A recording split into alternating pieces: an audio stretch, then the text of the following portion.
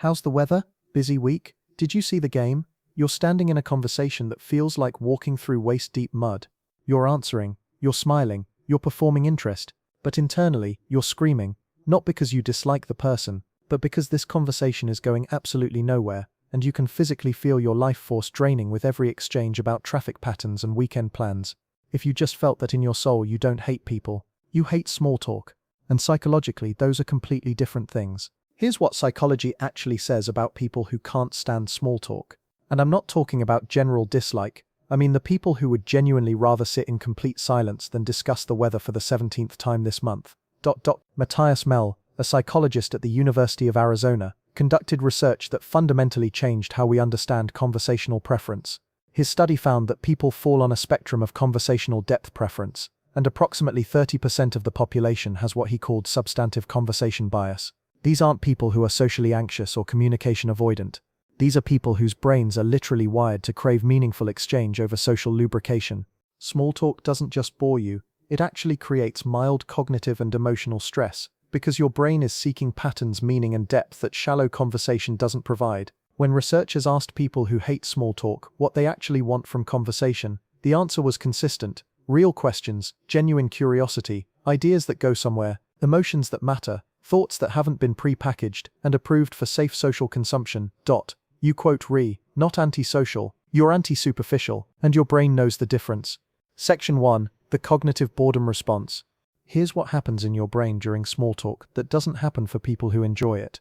When you engage in predictable, low-stakes, repetitive conversational patterns, your brain's reward centers, specifically the areas that respond to novelty and meaningful connection, stay almost completely inactive. Research using fMRI scans found that people with high substantive conversation preference show measurably lower neural activation during small talk than during deep conversation. Your brain isn't being stimulated, it's being underutilized. For people who enjoy small talk, these conversations serve a social bonding function that activates reward pathways even when content is minimal. For you, the social bonding isn't enough to compensate for the intellectual and emotional emptiness of the exchange. You quote not being difficult. Your brain is literally starving for substance and being fed empty calories. The boredom you feel isn't a personality flaw, it's a neurological response to insufficient cognitive engagement. Small talk feels the way junk food tastes when you're genuinely hungry for real nutrition.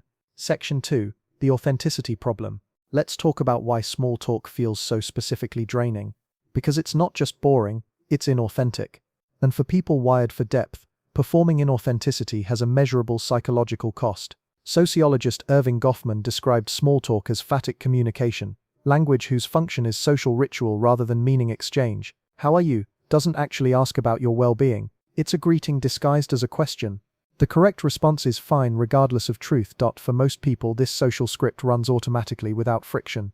For you, every scripted exchange creates what psychologists call cognitive dissonance, the discomfort of behaving in ways that contradict your values. You value authenticity, honest exchange, real questions with real answers. Small talk requires you to perform the opposite. Give prescribed answers to questions nobody actually wants you to answer honestly.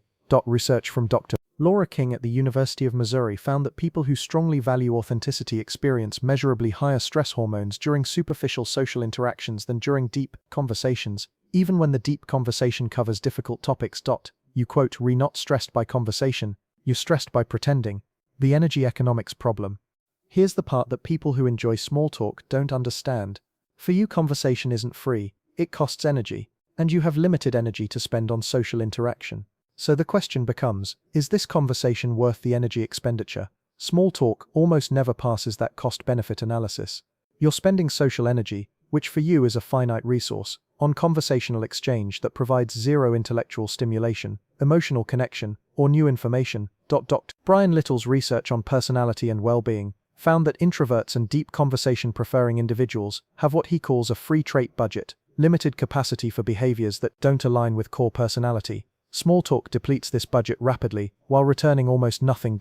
Meanwhile, one genuinely deep conversation, one exchange about real ideas, actual emotions, honest questions can energize you for days. Same energy expenditure, completely different return on investment. You quote not being selfish with your social energy, you're being economically rational with a limited resource. The math simply doesn't support spending it on how about this weather, what you actually want. Let's be clear about what hating small talk doesn't mean. It doesn't mean you want to immediately jump into trauma dumping. It doesn't mean you need every conversation to be about philosophy and the meaning of existence. What research shows people who hate small talk actually want is surprisingly simple. Questions with real answers. How are you? Could be replaced with, what's been on your mind lately? Busy week? Could be, what are you working on that you're excited about? Nice weather could be, what do you do when you get time to yourself? Notice these aren't dramatically deeper questions. They're just real. They invite actual answers instead of scripted responses. They assume you're a person with an inner life worth accessing,